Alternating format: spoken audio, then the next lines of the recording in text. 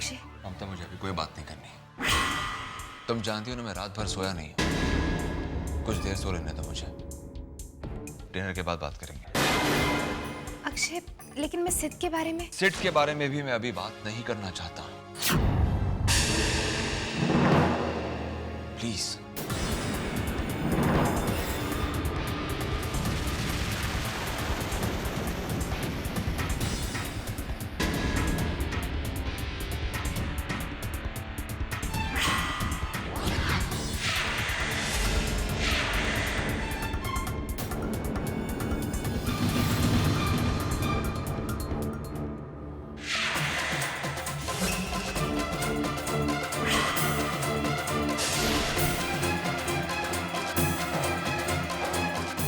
ये सारी तुम्हारी प्लानिंग है ताकि तुम सिर के साथ कुछ वक्त बिता सको अकेले।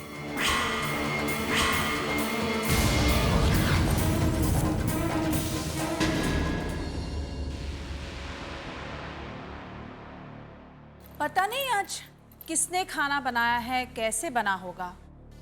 मैं खाना तुम्हारे हाथ का ही खाऊंगी। हाँ,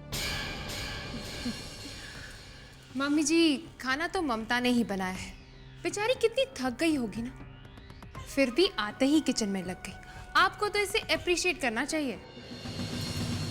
अप्रिशिएट?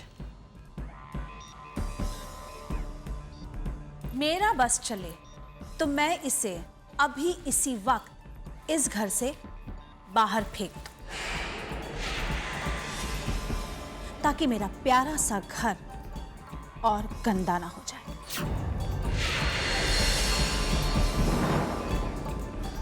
वैसे ममता, रात कैसे बीती? I mean, हाँ हाँ, बताओ तो जरा, तुमने और सिड ने कैसे बिताई रात? मेरा मतलब है, कहाँ गुजारी रात, कौन से होटल में, होटल का रूम कैसा था? रात काफी लंबी रही होगी ना? और सफर कैसा था? सफर तो अच्छा रहा होगा, है ना? बुआ जी, अगर आपको मुझसे कोई भी सवाल पूछना है तो प्लीज ठीक ढंग से पूछिए।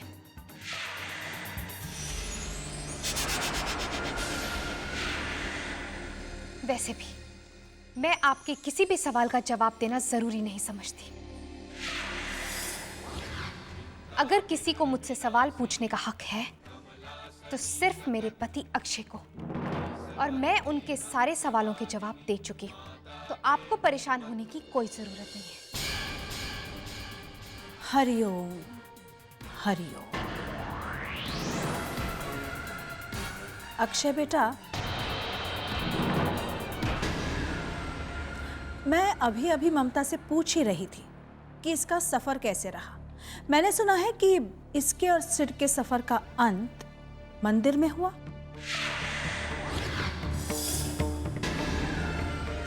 ठीक ही तो है, सारे पापियों का सफर अंत में मंदिर में ही खत्म होता है।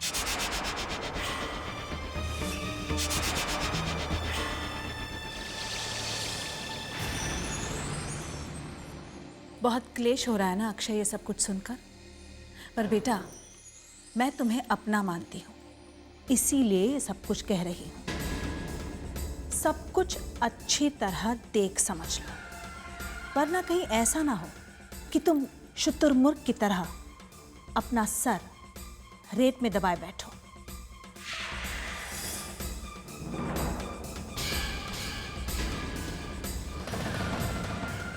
और तुम्हारी पत्नी किसी और के साथ। बस बुआ जी, बस बुआ जी, बस बुआ जी, बस बुआ जी, बस बुआ जी। बहुत इल्जाम लगा लिया आपने ममता पर। अरे आप होती कौन हो? हाँ, आप होती कौन हो उसकी पवित्रता पर उंगली उठाने वाली? अरे ममता तो उतनी ही पवित्र है जितनी आपकी मंदिर में रखी हुई देवी की मूर्ति।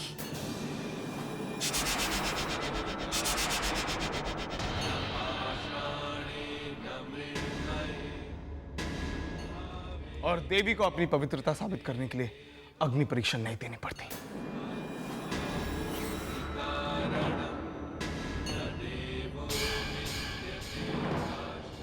आवाज नीचे।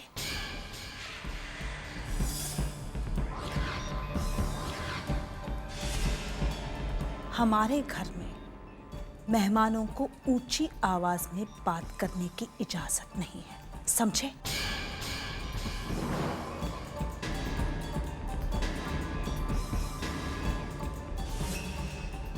एक और बात, अगली बार मुझसे बात करना चाहो ना तो पहले तमीज सीख कर आओ।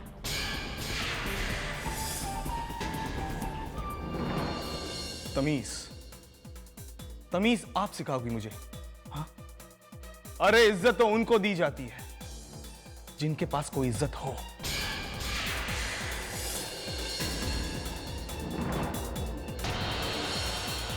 अरे आप जैसी औरत तो खुद की इज्जत करना नहीं जानती, वो दूसरों को इज्जत क्या देगी? आप तो दूसरों को सिर्फ बेइज्जत कर सकती है बुआ जी, सिर्फ बेइज्जत।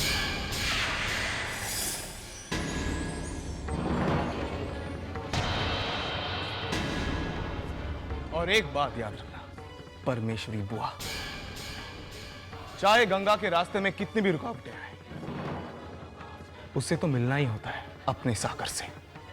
और ममता का सागर सिर्फ अक्षय है, सिर्फ अक्षय, सिर्फ अक्षय, सिर्फ अक्षय, सिर्फ अक्षय, सिर्फ अक्षय। और अक्षय तुम ये सब कैसे सुन सकते हो? हाँ? अरे ये लोग तुम्हारी पत्नी ममता पर इल्जाम लगा रहे हैं। तुम सब लोगों को क्यों नहीं बता देते कि तुम्हारी ममता ने कोई गलती नहीं की है? ये सारे लोग तुम्हारी बीवी पर उंगलियां उठा रहे हैं और तुम यहां चुपचाप खड़े हो। Speak up, god damn it, just speak up. Sid! Sid! ये मेरे और अक्षय के बीच की बात है।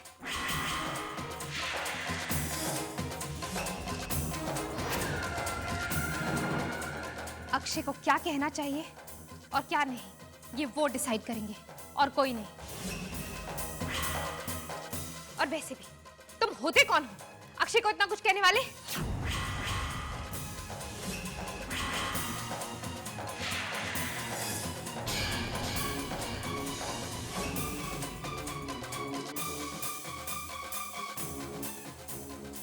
Sorry, very sorry.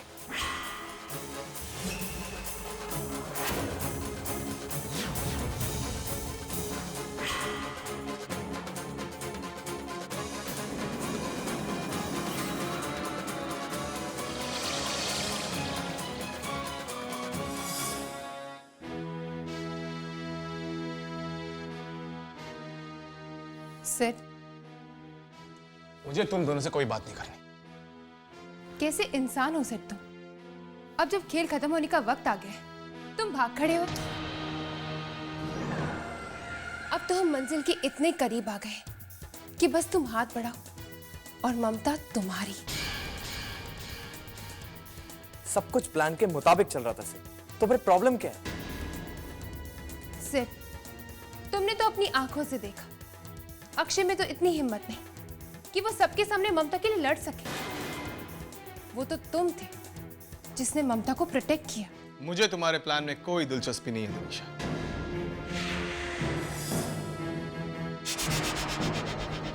Sid, plan को यूं बीच में छोड़ देना कायरता होती है और मेरे हिसाब से तुम कायर नहीं हो, और ना ही मैं तुम्हें मुझे बीच रास्ते में छोड़ने दूंगी।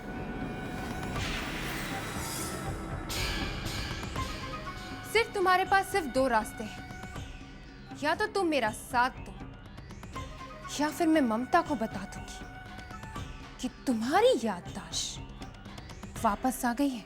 बस!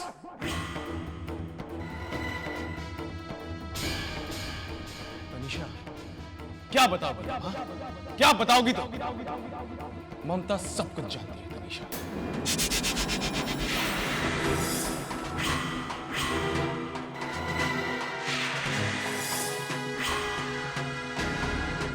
अरे ममता और अक्षय का प्यार तो पवित्र है, वो दोनों एक दूसरे के लिए बने हुए हैं। और मैंने ममता से वादा किया है तनीषा कि अब मैं उन दोनों के बीच कभी नहीं आऊंगा। और हाँ, उन दोनों के बीच किसी और को आने भी नहीं दूंगा।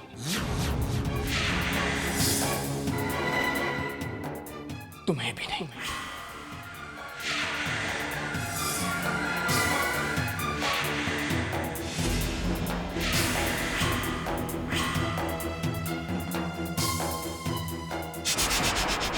Get out. I say get out.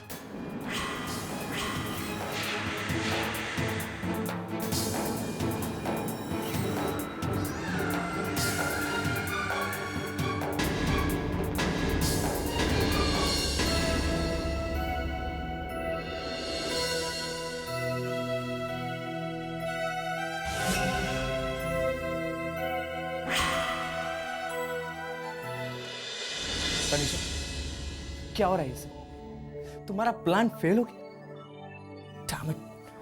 सिद्ध ने हमें बीच रास्ते में छोड़ दिया। कुछ सोचो। शट अप कर। अगर तुम अपनी जबान बंद करोगे ना तो मैं कुछ सोच पाऊंगी। उफ, तनीषा तुम समझ नहीं रही हो। सिचुएशन बहुत ही टेंस्ड है। हमारे पास एक ही ट्रम्प कार्ड था, सिद्ध। अब वो भी नहीं रहा। क्या करेंगे? करण, अगर मैं तुम्हें एक जनरल नॉलेज क्वेश्चन पूछूं तो उसका जवाब दोगे? ओह कम ऑन तनीषा, यहाँ हम इतनी टेंस सिचुएशन में हैं और तुम्हें कुछ सूझ रही है? उस क्वेश्चन का जवाब तो दो। पूछो। करण, अगर हमारे शरीर का कोई पार्ट गल जाता है या सड़ जाता है तो हम क्या करें? मर जाएंगे और क्या। मैं जानती थी तुम यही जवाब दोगे, लेकिन अगर मैं तुम्हारी जगह होती तो मैं उस हिस्से को काट कर फेंक देती। इनफैक्ट मैं उस हिस्से को कीड़ों को खिला देती ताकि वो किसी के काम तो आता। और ऐसा ही कुछ मैं सिड के साथ करने वाली हूँ। कैसे? सिद्ध अब हमारा साथ कभी नहीं देगा। तुमने सुना नहीं उसने क्या कहा? उसने साफ साफ कहा है कि ममता और अक्षय के बीच में वो किसी को नहीं आने देगा। हाँ, सुना तो था, लेकिन सिड खुद ममता और अक्षय के बीच में सबसे बड़ी दीवार है। अब मैं कुछ ऐसा करने वाली हूँ जिनके लिए सिड यहाँ रुका हुआ है ना, वो उसे खुद यहाँ से जाने के लिए कह देंगे।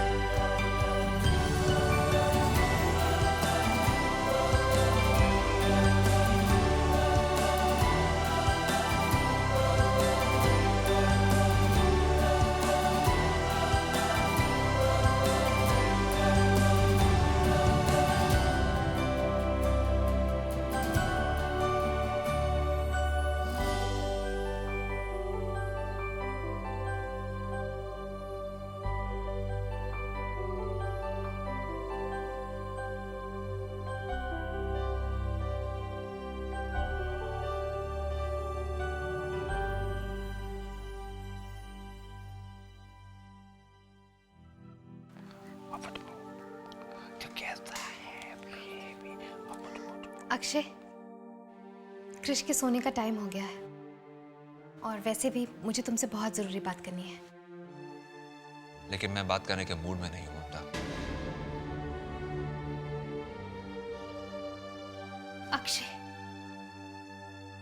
अक्षय, तुम्हें पता है ना, तुम मुझसे जब उखड़े उखड़े रहते हो तो मैं बहुत हर्ट हो जाती हूँ। आज पहली बार ऐसा हुआ है कि किसी ने तुम्हारे सामने मेरा अपमान किया और तुमने कुछ नहीं कहा।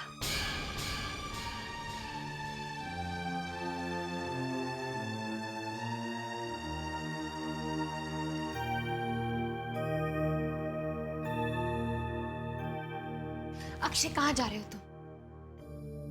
मेरा यहाँ दम घुटता है। तो अपने दिल की बात मुझसे कह क्यों नहीं देते अक्षय?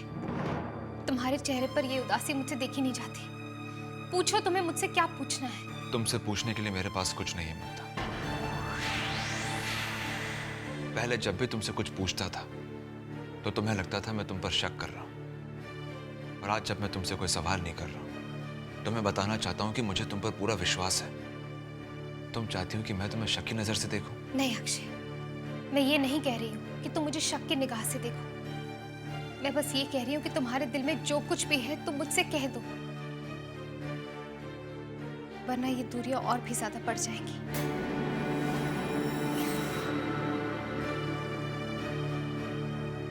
ये दूरियां मुझे भी पसंद नहीं है ममता। तुमसे बढ़कर मैंने कभी किसी को प्यार नहीं किया, फिर भी हमारे प्यार में कोई ना कोई अड़चन आ ही जाती है। क्यों? शायद ये सब कुछ मेरे ही दिमाग में है, पता नहीं। लेकिन इस समस्या का हल ढूंढना चाहता हूं मैं। So please leave me alone.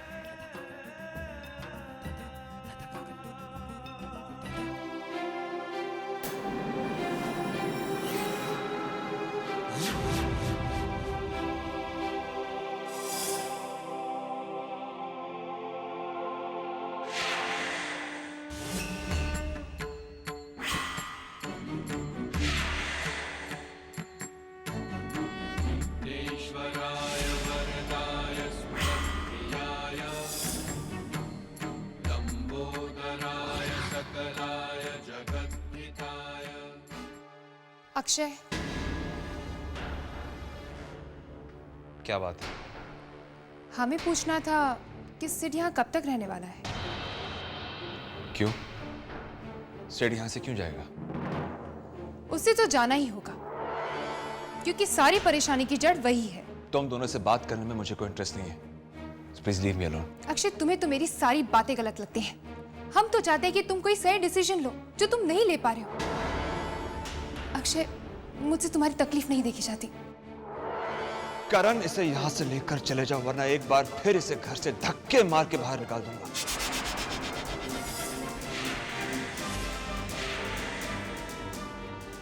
धक्के मारकर तो किसी और को निकालना चाहिए आपको। हर बार मेरी बेचारी बीबी को ब्लेम करने से क्या हो?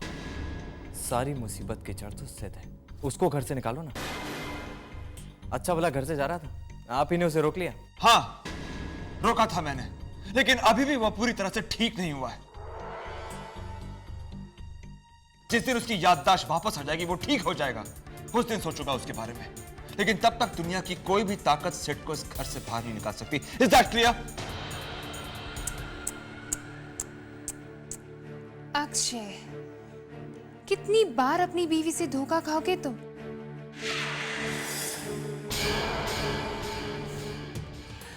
सच तो उसने तुम्हें बताया नहीं होगा, है ना? तुम्हारी कहानी में मुझे कोई दिलचस्पी नहीं है। पहले जान तो लो कि सिड की याददाश्त वापस आई है या नहीं। अरे हाँ, तुम्हारी बीवी को तो जरूर मालूम होगा कि उसकी याददाश्त वापस आई है या नहीं। जाओ, उसी से पूछ लो।